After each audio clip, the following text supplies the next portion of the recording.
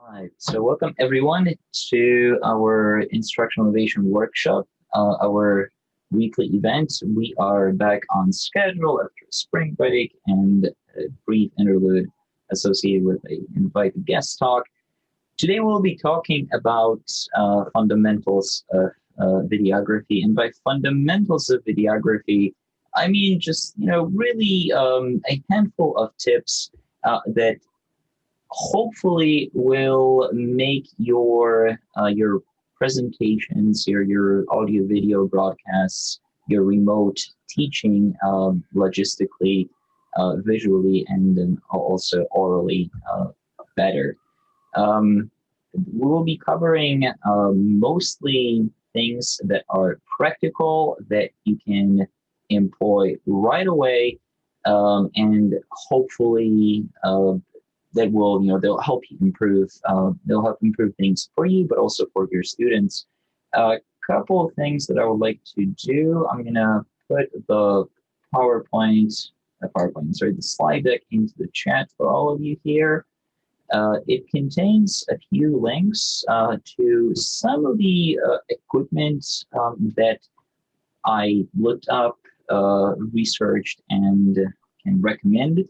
It's all super low budget stuff, so don't worry about having to purchase a lot of, don't worry about the expenses, I suppose. And like I said, most of the stuff will probably not even require any investment whatsoever on your part. So, okay, let's just get right into it. So, it goes without saying that good video is a very important component of the broadcast, every broadcast, especially when we're talking about doing that within sort of the parameters of remote instruction, remote language teaching.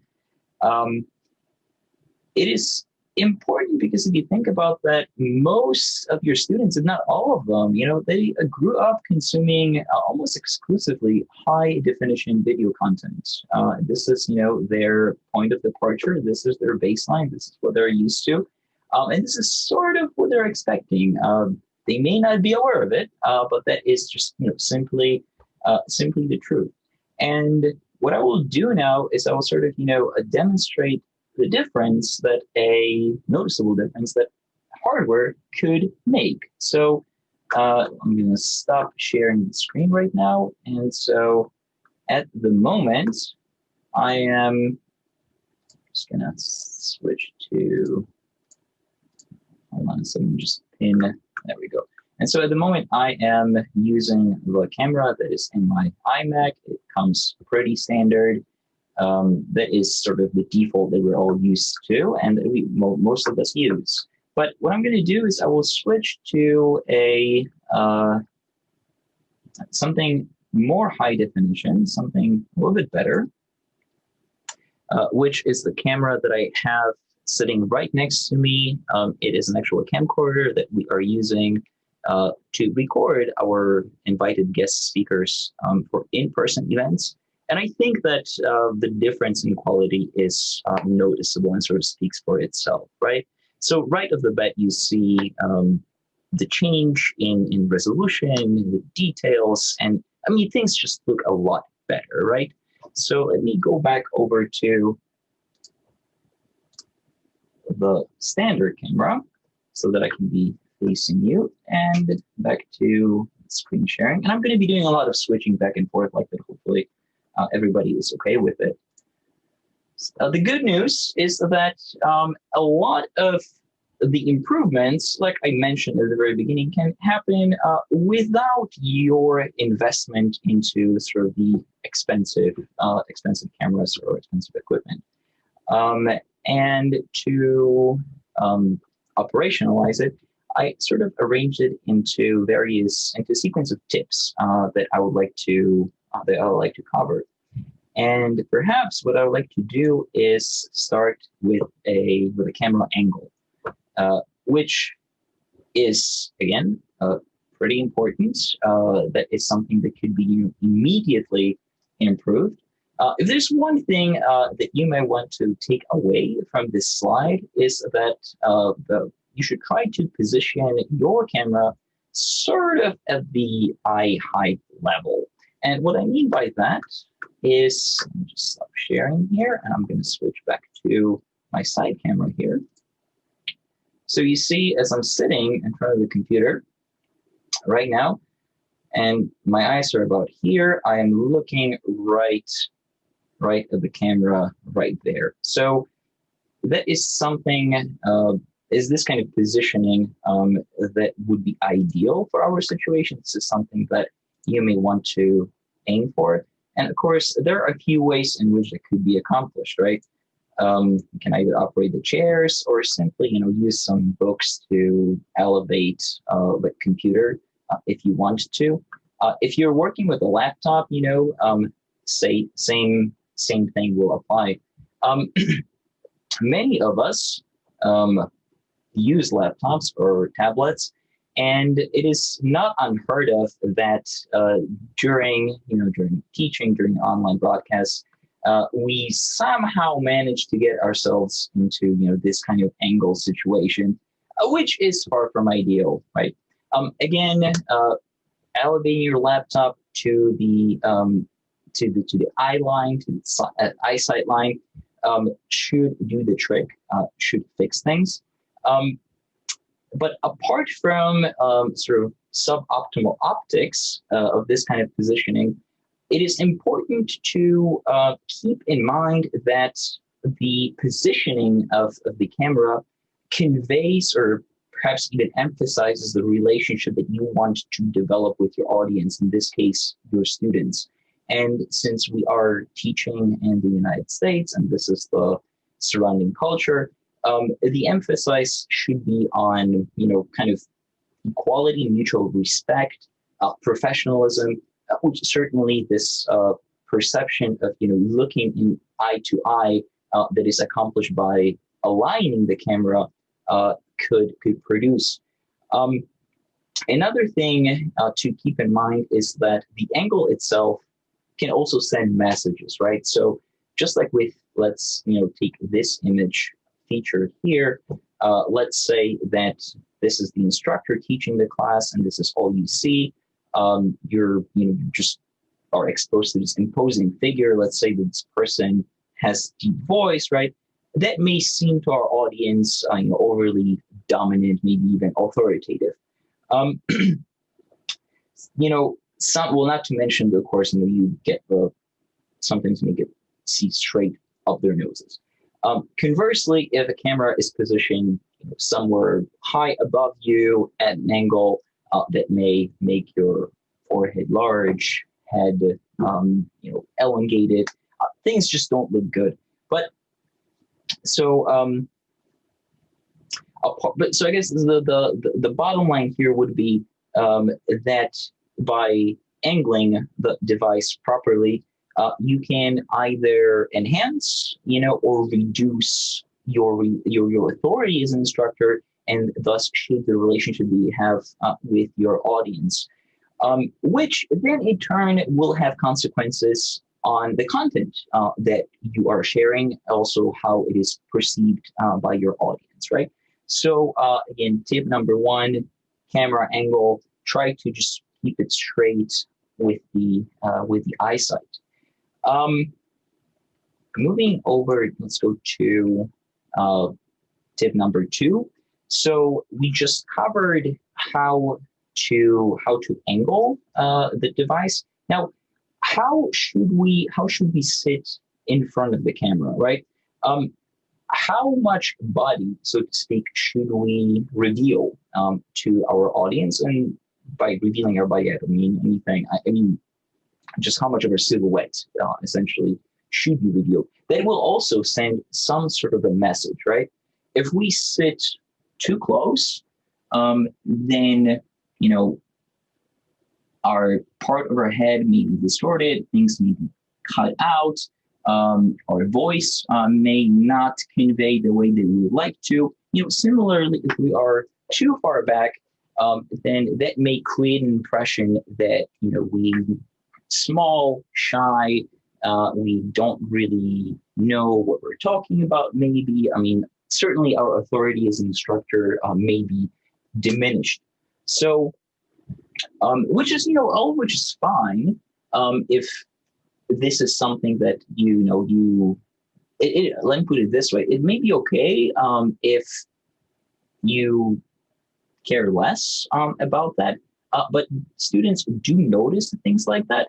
And what is not okay is for them to think that you don't care. So the positioning sort of within the frame and keeping the right distance is definitely super important. Another reason why is because you also don't know how your students are receiving or consuming these broadcasts, what kind of equipment they use to consume it. Of course, most of them have laptops, but some of them may be projecting large screens. There may be people watching you with them, right? And if you have really high definition equipment, some of us, did invest in good cameras. You sit up close, cameras capture everything. It gets projected in big screens, and suddenly the close-up of your face is visible to your students and his or her, relatives, friends, what have you. So, some of the things to sort of be mindful of when we're positioning ourselves in front of the computer, in front of the camera. So this, as far as the distance goes, this is something we should be able to feel out ourselves. In terms of the actual positioning within the frame, what is useful here is what in the videography or photography theory is called the rule of the thirds, which is a relatively simple concept. Essentially, imagine that you have a grid like you would from from the tic-tac-toe, for instance, which divides your screen into 3 horizontal and 3 vertical parts. What you should do in general, you should try to sort of position yourself in the middle vertical part, with your eyes hovering somewhere around the top middle line, right? So this may be something that is somewhat difficult at first to handle, to imagine. What I do find useful actually is, stop sharing this for a second, is especially with Zoom, is using a virtual background that is essentially that grid that I just mentioned, right? So it helps at the beginning, and after a while you kind of get a hang of it. So see, right now I'm sort of positioned right in the middle of it. My eyes are right here where they should be. Concurrently, they are at the level of the camera that I'm looking at, which creates this really nice balanced composition. Let me maybe throw this background into the chat here for you so that you can save it and use it in your own, to practice essentially, if you would like. So it's in the chat right now. Okay, I'm going to go ahead. Oops, wrong button. I'm going to go ahead and close it and go back to the slides. Okay, excellent. So again, you want to position yourself right in the center column, in the center section. Keep your eyes at the first horizontal line from the top, or second from the bottom, and that should, in general, work.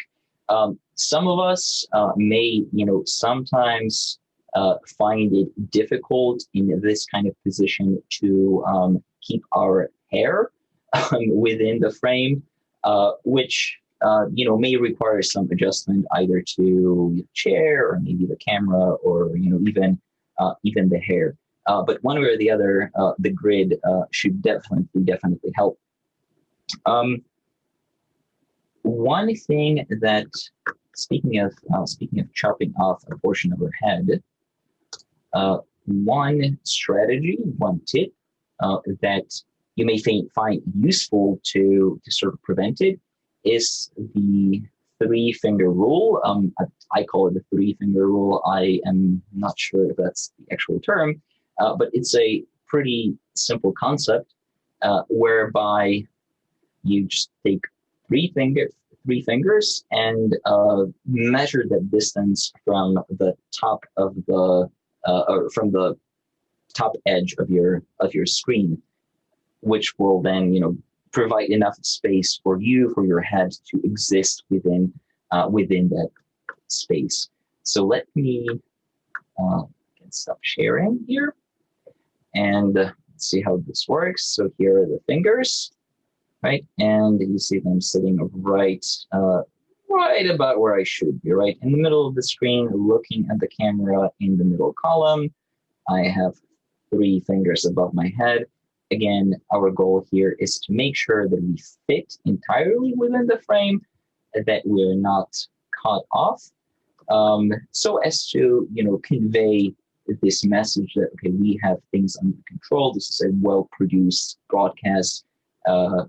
We keep things contained. We know what we're doing, and thereby we are also expressing our respect for the audience. What we don't want to do, obviously, is something like this, right, where there's definitely more than three fingers above the forehead. So the forehead is not cut, of course, but everything else is, right? So there's an angling problem, there's the positioning problem, all sorts of issues here. One thing, another thing that for those of us who have been attending our meetings or events, workshops, is that when I talk, I usually use my hands. And this is not something that is natural to me. I do it in real life. I do it in front of the computer. Granted, it's a matter of personal preference, but I noticed that many instructors, or many of us who are very animate in everyday life and everyday conversations, tend to just not use hands, right? They just hide them, which is fine if this is what you would like to do. But I want to invite you to think about your hands as something that can do some work for you, right? That can help you convey some points, some messages.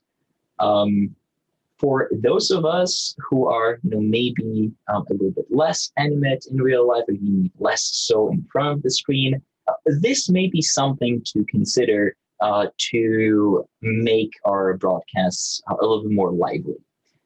There are some things coming up in the chat, so let me consult that in a second here.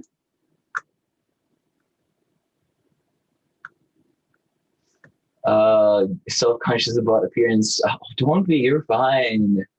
Yeah, you're great. It's okay. But yeah, I mean, it's good, right? The purpose of this session is to get folks to think about these things, and not necessarily appearance, but just how we are featured within the frame. Okay, great. So yes, hands. I've been using hands since the beginning. I invite you to try to use those as well. See what happens. See how what kind of effect it produces for your students or on your students. So that's tip number 5. There are a few more tips to go through, but let's let's summarize things. So at this point, we talked about the camera angle, right? The major takeaway point here is to try to position the camera right at the eye level, okay? And this could be done either by sitting up straight, lowering your chair, elevating your chair, manipulating vertically your computer. If you have a laptop, put some books under it or some pillows. Nobody will notice. I know that some people use chairs without backrests, which forces them to sort of sit straight. That is fine. One thing to be mindful of is that after a while, folks, people get tense sitting without the backrest. And if you're tense in front of your computer, the whole message will also appear tense. So in other words, your audience will see that. It will, they will notice, right? So again, something to keep in mind when we do that. Where should we sit? Not too close. We don't want to, have our faces exposed on large screens in full definition in front of other people. Not too far away. We are in charge of the class. There is certain there's some relationship that we're building, certain amount of authority we want to project. Hiding in the back is not going to help us with that. So, want to position ourselves at the right distance from the camera. Rule of thirds, right? In the middle of the screen, so this middle section, our eyesight hovering like right above within the top horizontal line. We do not want to cut our foreheads out or our hair out. We also don't want to have only our foreheads projected. The three-finger rule will help us mitigate that. Okay, and then gestures. So gestures are pretty important. Let's use them. We do have hands. Let's allow our hands to do some work for us. Okay, so far so good. Now, those are the things that are sort of within our immediate control. Like this is the stuff that you can change right away by being mindful of it. One thing that is a little bit less within our power is the lighting. But the lighting within the context of this specific session, what I mean is the lighting of you, as in you, the instructor, you, the presenter, you are the main subject of the frame. We're not talking about the background. We're not talking about the foreground. We're talking about the human person, right? And honestly, lighting is kind of everything here. To see what I mean by that, I kind of pulled up just, two pictures from my cell phone. They're both taken with the cell phone. So same camera in both situations, right? One is taken with a pretty good lighting setting, and you see it's beautiful. It looks very, very nice. The other one, again, same device, taken at night. It's a silly picture in its own right, but it just doesn't look good. It's very grainy. It's dark. There's some lights in the back. It's not well balanced. You can't really see much what is happening there. So this just goes to show that lighting is super important, right? When we are broadcasting, when we're working in front of the camera. Good light, actually, so much so the good light will sometimes even make it look like you're working with better equipment than you actually are. Okay, so how do we then affect good lighting? How do we produce it? How do we make sure of it? And here I have 3 propositions for you. Let me just scroll down here. Okay, perfect. So proposition number 1 is just completely free setup, which is possible if you have access to natural light. I work underground and I do not, so that is just not going to work for me. But if you do, open up your curtains, allow the sunlight to fill up the room, and just keep in mind that it may not be very consistent. There may be clouds coming in and out. It may not be reliable. I remember there was this one situation where I was doing a workshop, and I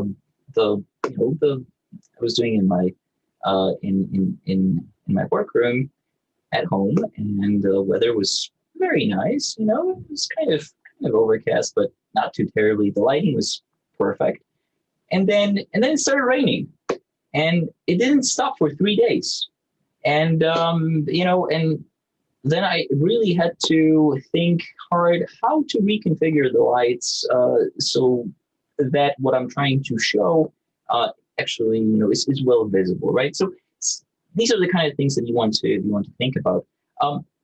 If you notice, the last item that I have on the list here is hot spots that you should be avoiding. Now, what are hot spots? I think, okay. So hot spots happen whenever your camera cannot handle light very well. And what I mean by that is, let me just demonstrate maybe with my cell phone here.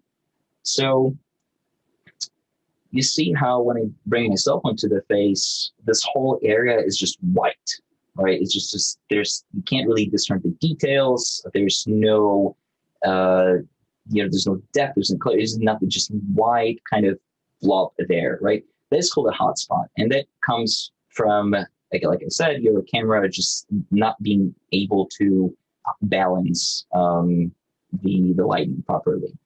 So I'm going to turn this off now.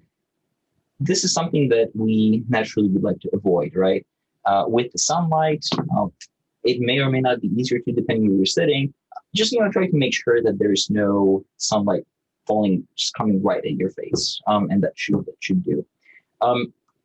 Moving on to the nearly free setup. So let's say that you have access to sunlight, but not as much as you would like. Well, you can use a desk lamp. Desk lamps are great, or table lamps are great. May not be as good as the sunlight, may help augment the lighting for sure. I am using one right now. Let me just stop sharing to demonstrate. So mine is right there. Now it's off, and now it is on. So you see that there's a difference, right? Every little bit helps.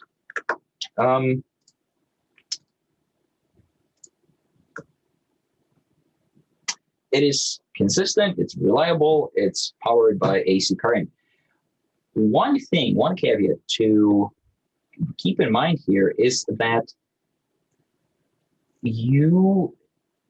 desk lamps, or lamps in general, they come in different colors as far as the light that they produce. What you want to do is have it produce daylight or white light.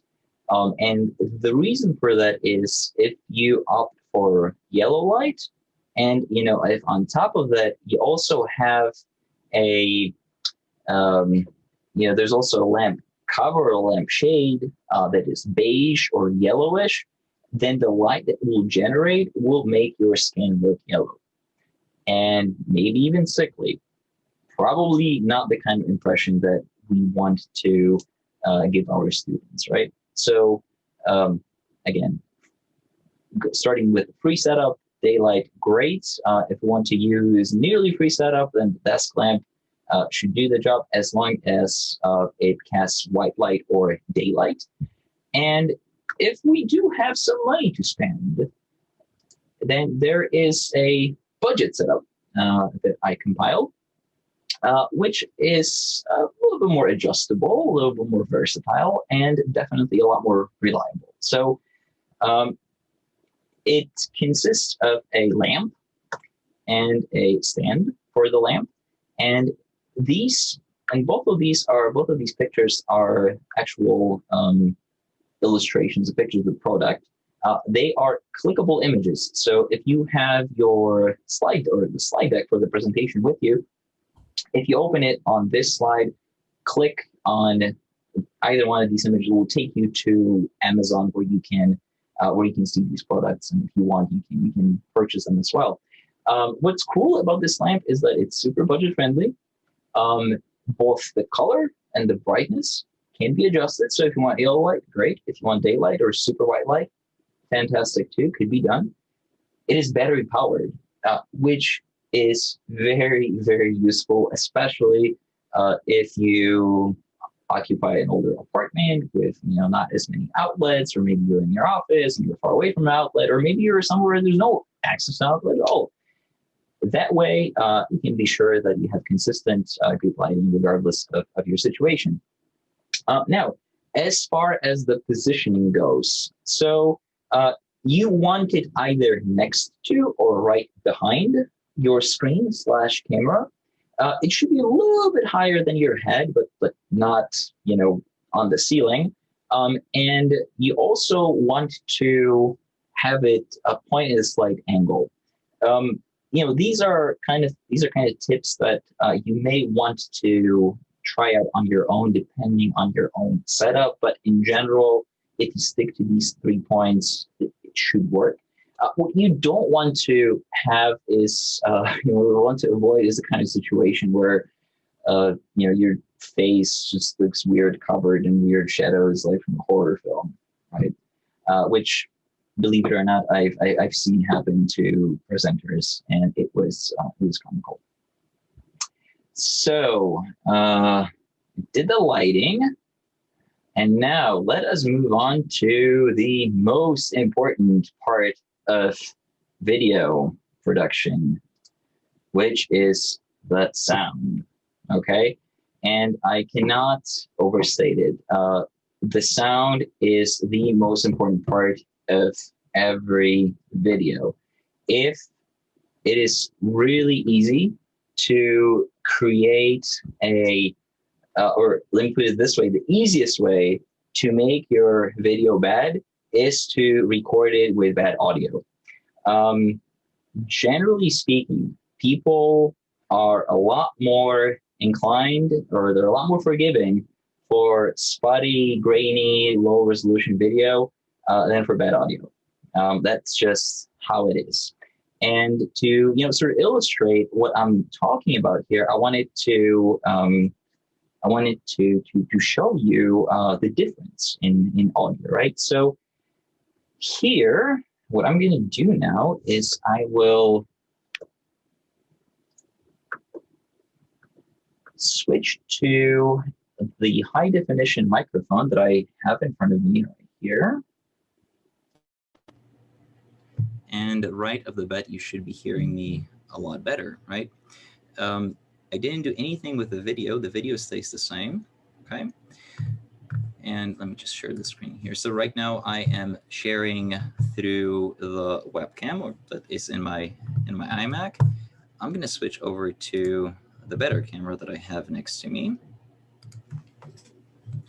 And even though I am toggling between the cameras, one high resolution, the other one a little lower resolution, it is still objectively a good video. I mean, audio carries it.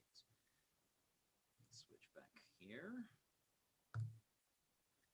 Now, what's going to happen if I stick with the bad video, but use worse audio? So here now I'm going to use the microphone that is built into the computer. Sorry, Simon, your audio is very low. Oh. Oh, is it better now? Okay. I thought you did that on purpose to show us how not to do it. Mm-hmm.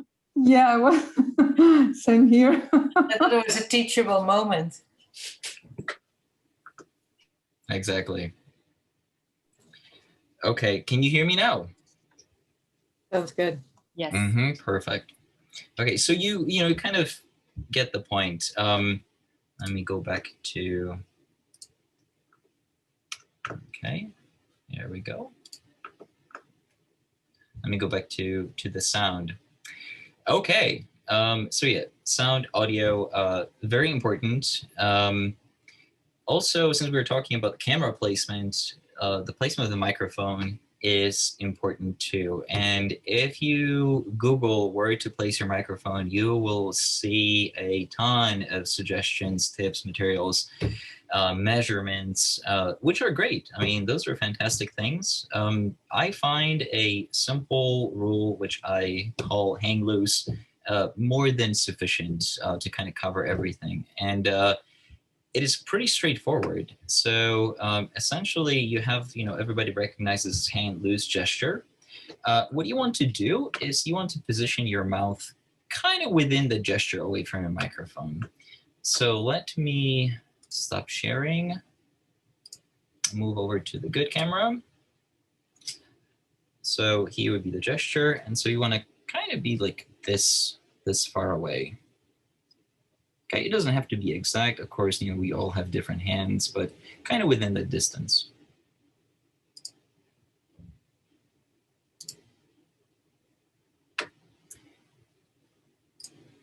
Okay.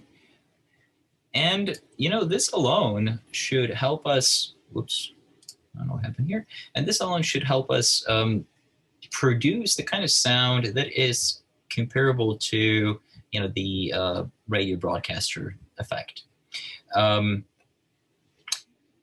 If you are going to upgrade just one thing, make sure you get a good microphone. Again, a lot of microphones on the market. I've done some digging, some searching for ones that are easy to use. Because all you want to do is just plug in the thing and have it work, right? Without having to configure it all too much, or ideally not at all. And they're also on the budget. And the best one, seemingly, that I found is called Fifine K669B. Again, this is an active link that will take you to the Amazon link. You can use other outlets for your purchases if you'd like. It costs about $40, so not a big expense, and it will dramatically positively alter the quality of your broadcast. So again, if there's one thing that you are going to be investing your money in, make sure it is the microphone. Okay. And with that being said, we're doing well, about 40 minutes in. I wanted to make sure that there is plenty of time for questions, because I do realize that you may have many regarding the audio video setup. So if you do, let me know. I'm gonna stop sharing the screen right now.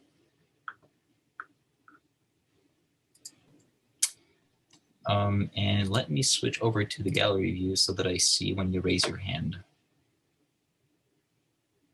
Yes, Carol, go ahead. Carol, speaking of sound, please unmute yourself. Thank you. So I'm just wondering, when you were talking about the sound and you were giving demonstrations of different sounds, to me, the first one that you moved to had a much more mellifluous sound than the one you're using now. It sounded like you were in a room that had a lot of upholstery in it, and it was just quieter than what you're using now. And I preferred it. I don't know. Yeah, so what I'm using right now is the microphone that I have in my laptop, in the iMac. And what I was using before was a microphone, an external mic. But I saw you looking into the microphone when you were doing your loose, what do you call that? Loose hand? Hang loose? Hang loose gesture. And that didn't have the mellow sound that the other one had. You have Simon, you had a really quiet, much like I feel that there's all this extra noise at the end, like as if you just walk into a heavily curtained off room.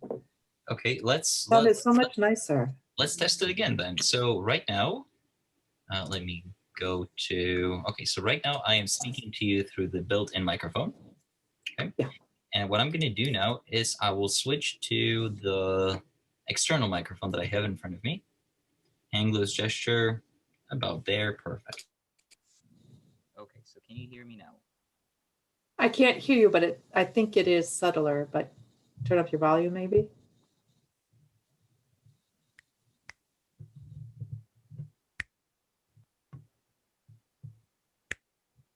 How about now? Your volume is still low. Better? No. Interesting. Worse. It's worse, okay.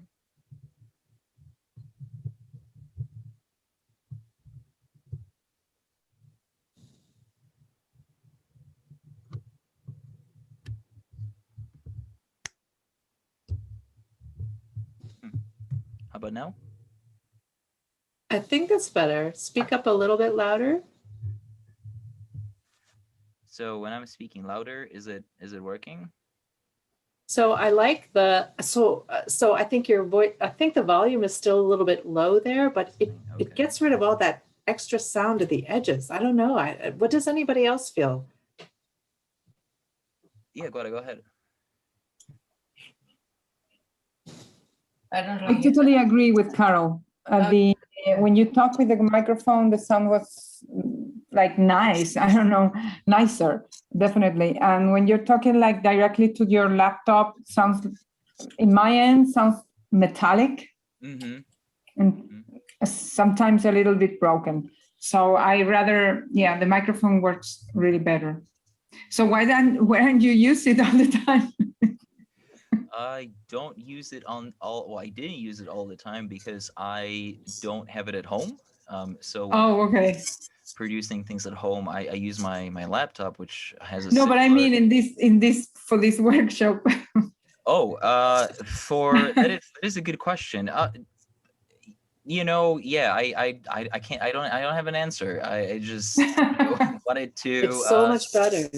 It's so much better. But I think that the bottom line and the important thing is that you are able to notice the difference between the sound quality of an external microphone versus what comes with your hardware, with your computer, and with the mic that I suggested, that I pasted in the slides. You should be able to replicate that. Is that the mic you're using now? No, this is a different one, but the one that I proposed is very similar and will probably be it's less expensive, and for your needs and purposes, will do the job just as well. Chris, go ahead. Yeah, I think this demonstration has showed me two things. One is that the quality of the microphone that you have, the Blue Yeti, which is the one you're using right now, is great. And I think it's just a question of adjusting it so that it's exactly the right level, which points to the idea that if you're going to get some different equipment, then it may be at first it doesn't work exactly how you want. And so you should get a friend or a relative or a trusted person to take 10 minutes and you just adjust things and wait for them to give you some feedback. Because you can't really hear for yourself how it sounds on the other side. You need someone else to help you with that. Yeah, I did a couple of recordings of the microphone versus the external microphone versus the computer microphone, and the difference was perceptible, but good, through the Zoom things would work differently. So, but with Zoom, it's like this partial experience. And so as you were saying, but it's really true. I'm really struck by it sitting on this side. Like I can really get a lot more of you when that microphone is better.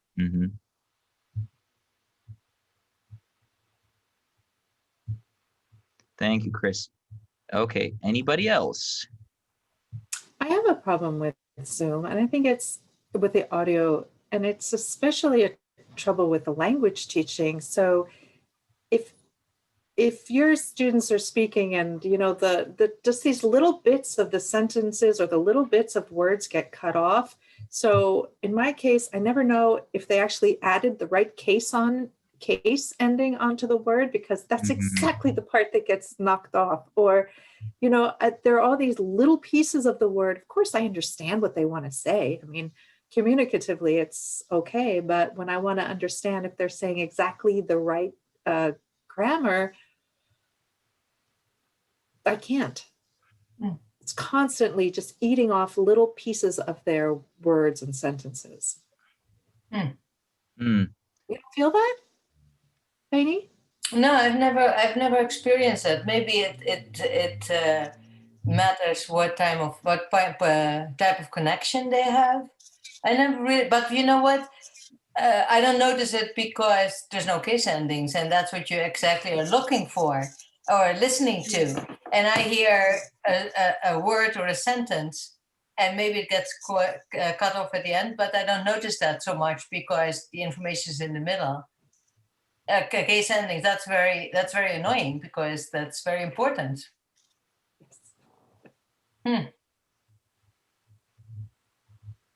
Well, there we go.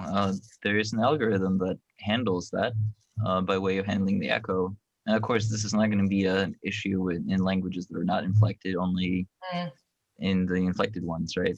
So, yeah, the algorithm is one thing. The quality of the connection could be, I don't think it's the speakers on your end, Carol. It may be, the microphone on the student's end as well. Or, a deliberately evasive strategy. Like mumbling at the end of the word. Yeah. So do you notice it with specific students or with everybody? If it's specific. I notice it with everybody, and I notice it with you too. I mean, oh, really? Nothing that's ever completely fluid. And the thing is that, clearly we can hear a lot of things and we can have a lot of gaps, and our ears fill in the rest. I mean, our brains do that. But, when you're trying to listen for just that pronunciation of the T for the accusative case, it's not there half the time. So I just think some days it's worse, some days it's better. It's just, it's very specific. Okay, Chris and then Guada. I think, Carol, if there's less crosstalk, or if there's fewer people talking one on top of the other, and the Zoom is having to figure out who's talking less, if you give a student the opportunity to make a longer utterance, that might help reduce some of that problem. But if you take off that algorithm, then there's going to be a constant echo, and people go nuts in about 2 seconds. So you need it. I wanted, before Guada takes stage, I wanted to point out that Vani, you are working with Linked. You have been working with Linked, right? Right.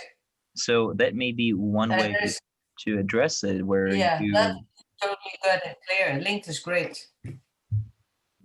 It's a platform that is asynchronous, that allows you to build oral assignments.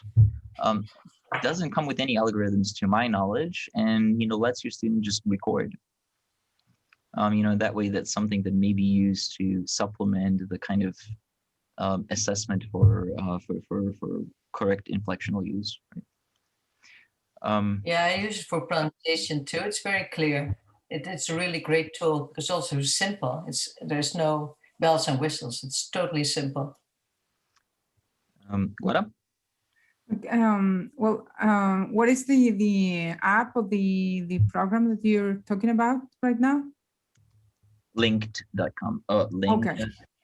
No, I was thinking that, I have the same problem Carol is talking about, but not always. I think it has to do, in my case, has to do with the connection, or the quality of the connection from the part of the students, and also they have issues about my voice going in and out, and they complain. And they have complained at the beginning of the semester, not the past one, this one, I don't know why, but I managed to solve it with a microphone, which is very cheap, and that it works.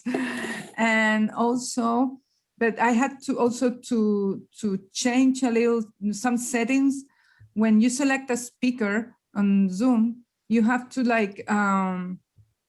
I don't remember exactly how I did it, but I have to change the source of the microphone and move it between, switch the source between the computer and the microphone. If you don't do that, it doesn't work automatically good, at least for me.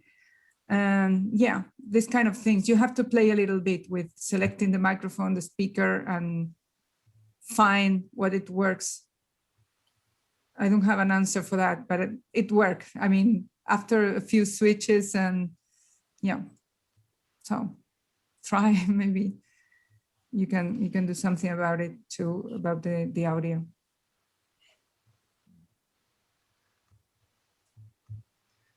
And Vani is asking if it could be worse during the day when many people are using broadband.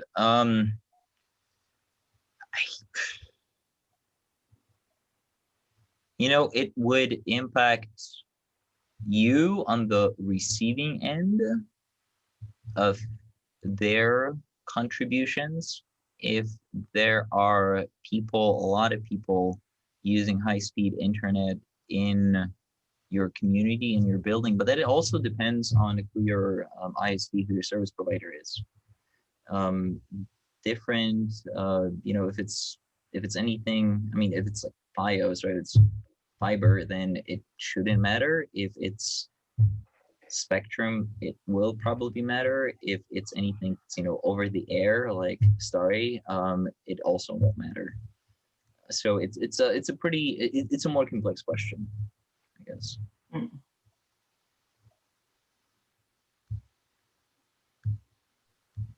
Right, the students are they're calling from their universities. So whether it's Cornell or Yale or, some people are at home, and then other people are at their universities. And I imagine there's a lot of interneting going on there. There's a lot of use. So that's, we can't control for that anyway. Yes, all the things that you can control for, well, not all of them, but some of them are discussed today. So yeah. And thank you. We have about 4 minutes. Sorry, there's another tip, if I may. Just some of my students, when the sound is really bad, they use two connections. They connect two devices, one for the image and for the video, another one for the voice. And they usually have the video on the computer and the sound through the phone. And this works for them very, very well, many times. Okay. So maybe you can suggest that. I don't know if someone else has seen that in their classroom. No, it's pretty annoying when you have to put them in breakout rooms, because then you have to see which one is the one who is actually in the room and another, but it's worth it anyway. So you have two students with the same name, two windows with the same name. Right. That's whatever works for them, right? It's a good tip to keep in mind. Okay, let me just share the last few slides here. So this is pretty much all that we have for you guys for today. We will be reconvening on Friday for our weekly colloquium. Chris, would you like to introduce it? Sure. So on Friday, we are going to talk about which aspects of what we do in our classes today in this COVID time we may wish to retain and build upon as we move into the fall, which very hopefully will be in our classrooms at Columbia. And perhaps we can talk about how we'll take advantage of the equipment that these classrooms now have that they did not have before. And we'll sort of be a little also philosophical and say, how are you different as a teacher, and how will those differences proceed forward into the future? Should be a good talk. I will be there. And I hope that you guys will be there too. And that's it. It is about 4 o'clock.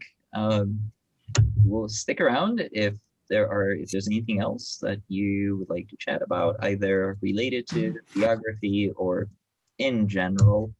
And if you need to go, thank you for coming. Hopefully this was useful. We were recording, we are still recording it. We'll throw it on the web in due time. And yeah, thanks for coming.